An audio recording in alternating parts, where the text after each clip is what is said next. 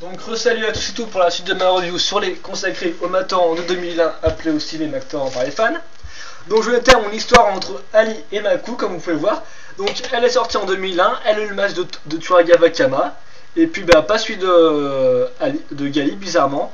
Et donc c'est bien en 2002 qu'elle arrivera, elle, ou même en 2001 si je me souviens bien, avec le vrai masque, et au passage lui piquant la vedette en étant, comme je l'ai dit, chroniqueur, et ensuite elle est devenue Toa quoi quand même. Voilà. Donc bon, je sais pas pourquoi Lego a fait ça, je vous ai déjà dit, mais bon. Sachez qu'il existe aussi un masque de donc le masque qui aurait dû être sur Maku, donc j'essaie de vous le trouver à la vite. Voilà, il est là. Désolé. Donc là-dedans je range tous mes masques et tout, et mes doubles et mes têtes avec. Hein. C'est bien plus pratique. Hop, hop, hop, hop, hop, voilà. Donc c'est celui-ci, c'est le masque de Gali en bleu transparent. Voilà, donc j'espère qu'il rendra bien la cam. Donc ouais, c'est un masque de Gali en bleu transparent. Donc ça c'est un collector, on va dire, enfin c'est un rare et tout. Il est sorti aussi avec un masque de Gali en version jaune Jala quoi, Jaller, enfin en version jaune transparent. Donc normalement c'est ce qui aurait peut-être dû être sur Maku et lui apporter la célébrité. Donc je vous le mets vite fait bien fait, voilà. Comme vous pouvez le voir. Donc je sais pas pourquoi, comme j'ai dit, Lego a mis ce masque là. En tout cas c'était sympa parce que ça changeait et tout pour une fois, et donc c'était peut-être celle qu'on s'intéressait le plus. Voilà. Donc vous avez vu le rare, donc je sais pas combien il vaut et tout aux enchères, ni rien et tout sur Bricklink quoi. Voilà. Et donc à noter que elle, bien évidemment, si vous prenez la review en cours, n'est jamais sorti en version Mactor. Voilà. C'est moi qui l'ai fait.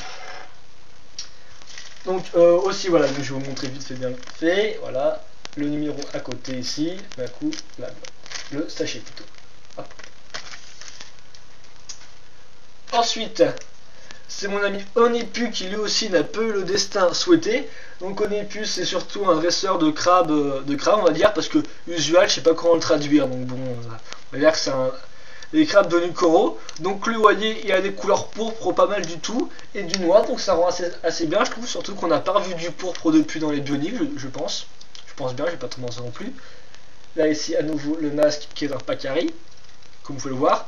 Et donc Onipu aussi a charpiqué la place par quelqu'un en 2002, ça s'appellera qui n'est autre que, attendez j'ai le nom de Nuparu, voilà. Donc Nuparu qui est l'inventeur, et ça bah, je sais pas trop pourquoi, peut-être que Nuparu était plus intéressant par le côté inventeur qui bricolait un peu tout, que Onipu qui préférait faire des courses de crabes et entretenir ses crabes. On va dire que peut-être le côté du boxeur et tout a mieux fait, vu que quand même Nuparu était aussi là à mettre une nuit. On savait que c'est lui qui a inventé les Vaki par exemple. Et donc les power versions qui en fait étaient des des combos de Tordika souvent, si je me souviens bien. Non attendez, j'ai pas trop lancé, voilà. Les combos de Vaki, certains, c'était en fait les premières versions de Vaki créées par Nuparu avant que. Et c'était jugé trop violent, donc il a créé des Vaki après, comme vous le savez, qui sont comme sont venus dans le commerce. Je pense que j'ai pas été trop top clair encore une fois, mais enfin bon, voilà. Donc Onipu aussi on le retrouvera pas sur Voyanui, et d'ailleurs ni en version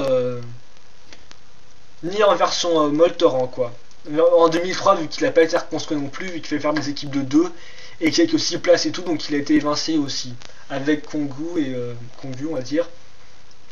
Et si je me souviens bien, non c'est tout. Ou alors j'oublie. Attendez. Ouais, non, sinon je ne me trompe pas. Donc voilà, il a été évincé Kongu et tout. Les ceux de terre n'ont pas eu de reproduction, on va dire en attendant 2003. Voilà. Donc lui aussi était évincé, il a subi le même sort que Maku. C'est assez dommage d'ailleurs parce que ça aurait été sympa de voir un Toa de cette couleur là.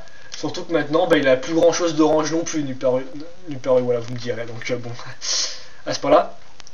Uki aussi qui a changé de nom et tout. Donc Ali aussi a changé de nom entre temps au passage. Hein. Enfin si je me souviens. Non, enfin je me trompe, voilà. Uki a changé de nom, au début c'était Uki assez simple en 4 lettres. Et c'est passé Uki avec 6 lettres environ. Donc voilà quoi, je sais pas pourquoi non plus. Ah, au passage, est-ce que je l'avais? Désolé de faire ça encore en avant. Là, c'est le numéro 2, vous voyez. On n'est plus derrière. Derrière, on aperçoit encore Kininui, si je me trompe pas, ou alors ça doit être des grottes et des bouts de falaise, voilà.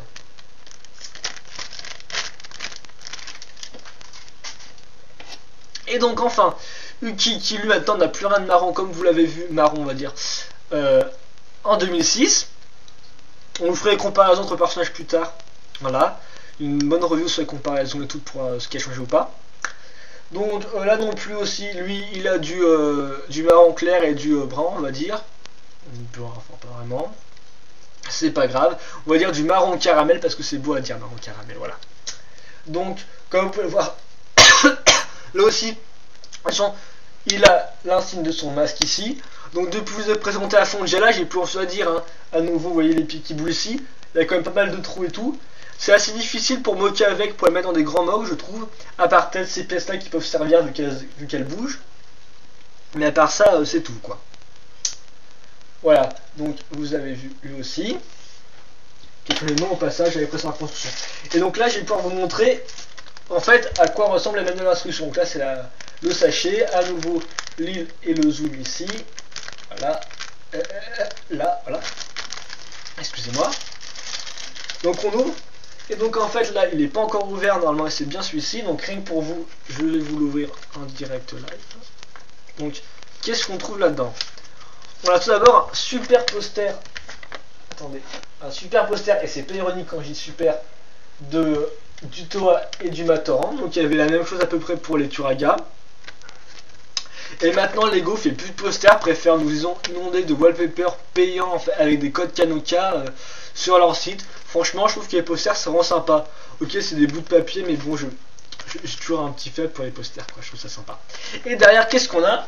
On a les instructions rapido faciles du Matoran, donc qui écrit là avec l'animation. Et là les deux combos que vous pouvez faire. Enfin dans les trois combos que vous pouvez faire, regardez, attendez, voilà, j'essaie de vous bien regarder ça.